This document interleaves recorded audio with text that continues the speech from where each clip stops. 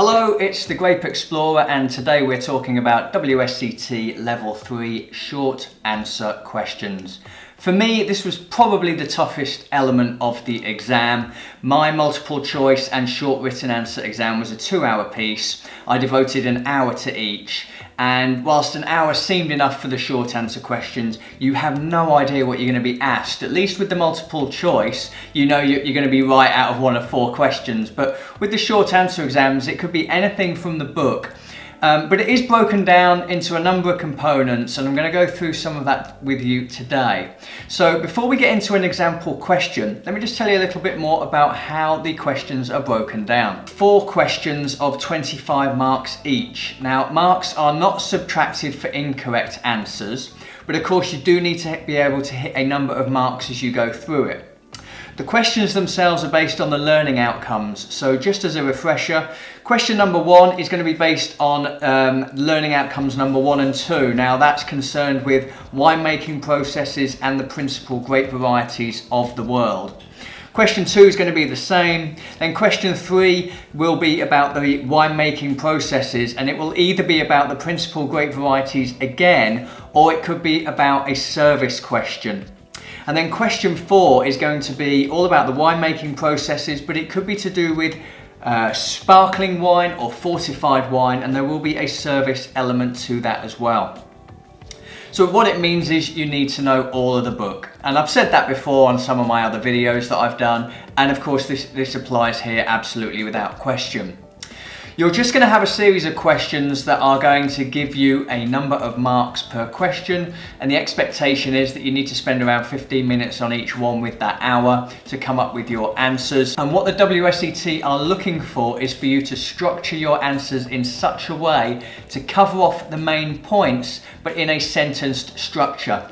The guidance from their own book doesn't really tell you to put things in bullet points. It's looking for a sentence structured answer, capturing all the key components with relevance to the question that you're being asked. So what we're going to do now is take a look at an example question, and we'll go through the approach you might want to take when answering that question. So in this question, Chardonnay can grow in both cool and warm climates. Give an example of one cool climate region and one warm climate region where Chardonnay is grown, and describe how the climate can impact the fruit characteristics of the grapes. Now, what you will have noticed there from that question card is that both the cool climate answer and the warm climate answer carry 3 marks. And what that means is you're going to need to be able to hit 3 facts to get those 3 marks as we go through it. So what I've done is I've put some answers on the next slide to give you an idea about the type of thing that you would want to write in order to get 3 marks for each of those questions. So as you can see, for the cool climate, I've noted that Chablis is a cool climate region, and that the grapes here would have apple aromas and high acidity. So I've stated a specific region as per the question. I've talked a little bit about how the climate can impact the fruit characteristics of the grape, and then I've given some of the aroma characteristics as well. That cooler climate is going to give higher acidity in the grapes. And Chablis, they give off apple aromas. It's just one aroma type. You know, it's a 3-mark question, so I've just given 3 facts here to get me where I need to be.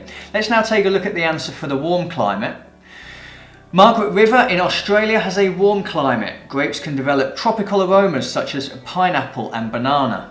Again, what I've done here is I've stated 3 facts. I've given a region and I've given 2 characteristics of that fruit. And that's going to be sufficient here in order to get the 3 marks that the question is looking for. Now, like I said, some of these questions are not only going to be based on the grapes themselves and where they come from, but they're going to be concerned with some of the winemaking techniques as well. And that's what this next question is all about, sticking on the theme of Chardonnay. So certain Chardonnays can have aromas of vanilla, butter, toast and nuts. These wines can be full-bodied. Describe 2 techniques that could be used to achieve this style of wine. Now what it's doing here is it's asking for 2 techniques. They carry a number of marks with each one, so you need to be thinking about some of those winemaking processes that winemakers use for Chardonnay specifically. And so what I've done on the next slide is give a couple of examples. So let's take a look through those.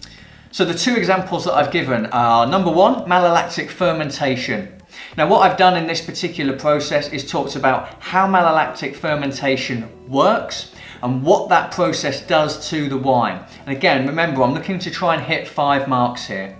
So I've talked about malolactic fermentation is a process where malic acid is converted to lactic acid. So I've produced 3 facts there already. 1, I've given the malolactic fermentation a technique, that's 1 mark. And then I've talked about malic acid converted to lactic acid. That should be giving me some additional marks. I've then gone on to talk about a little bit about what that's going to do to the wine, noting that it's going to produce a softer wine with lower acidity and creating buttery aromas. And then I've stated a winemaking fact at the end of my answer. So as you go through that, you can see how I've constructed an answer that has provided 5 marks worth of answers against that question. I've given the name of the process, I've given some facts about that process, when it will take place, and then I've given a couple of characteristics about what that's going to do to the wine. Let's go back and take a look at the second technique. Here I've focused on bowel aging, which adds aromas of vanilla and spices which are imparted from the oak.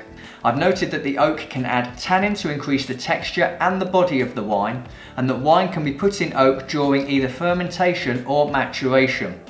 So again, what I've done is I've constructed a sentence-based answer that's giving you all of the facts in a very short space. Actually, it's only a couple of sentences, but I'm hitting all of those key parts to give you your 5 marks. I'm talking about the bowel aging, some of those characteristics it's going to give, what it might do to the texture and the body of the wine, and at what point in the winemaking process all of this can happen. Let's move on to another question now. Now this one's all about service in the restaurant. You know, if a customer was being served by us in a restaurant and they had a question about Chardonnay, this is a really good example of something you might get in the exam.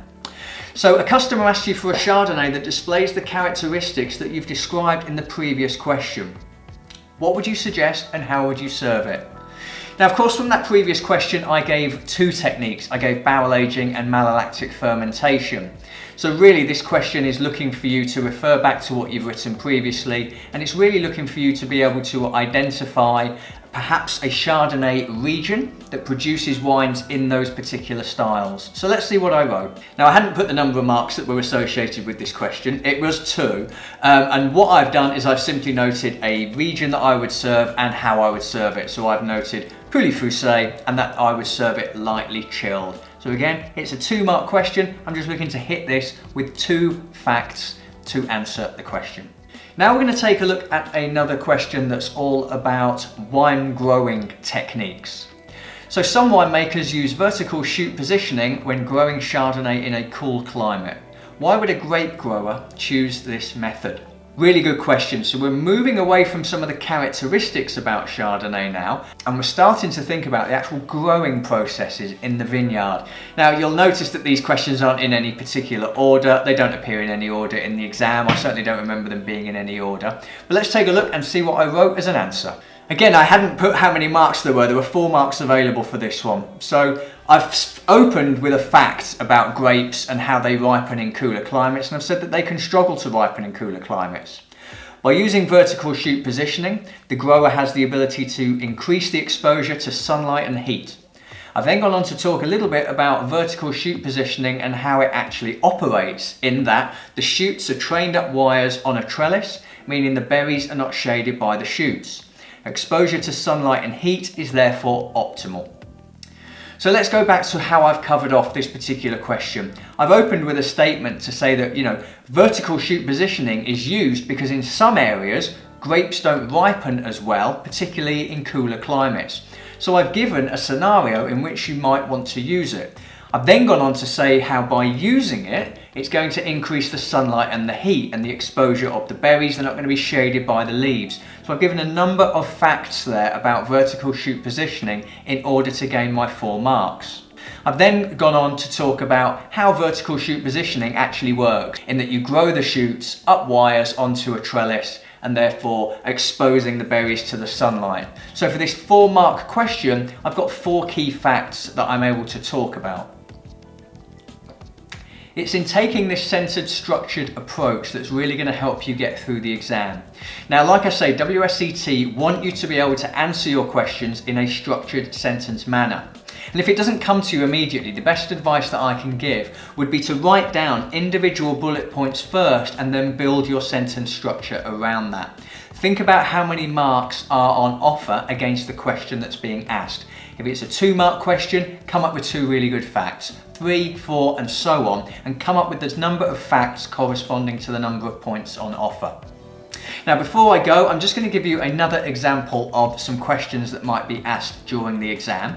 I'm not going through the answers. Perhaps you might want to comment in the comments section below and let me know some of the things that you might write against this. But this particular one is about Bordeaux.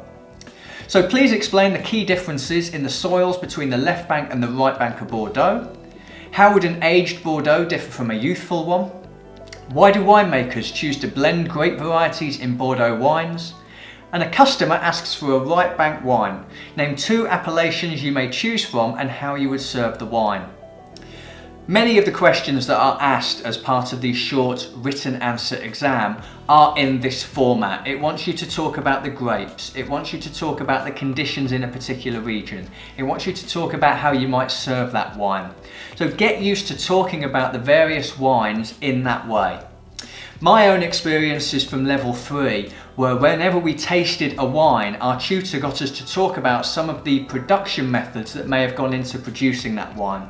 And in doing that and starting to think in that way, it's really going to help you with your short answer questions, because it's going to get you in the mindset of thinking, okay, I've got a Bordeaux wine here. This could be made up of Cabernet Sauvignon and Merlot. What else might I put into this blend? Why would I choose more Merlot in my blend than Cabernet Sauvignon? What is it about the soils on the right bank of Bordeaux that differ from the left bank? And what kind of influences are those soils going to be having on the grapes? If you get yourself into that mindset, you're going to do absolutely fine during the exam. For me, it was the most pressure that I felt. Comfortable with the tasting, comfortable with multiple choice. Always knew that the short written answer was going to be the tricky bit because it relied not only on your knowledge, but you had to recall a lot of information from the book at that time and get it down into your exam paper. But I hope you found that useful. Like I say, have a go at the Bordeaux questions, perhaps put an answer in the comments section below. I'll see you again soon. I'm the Grape Explorer. Cheers.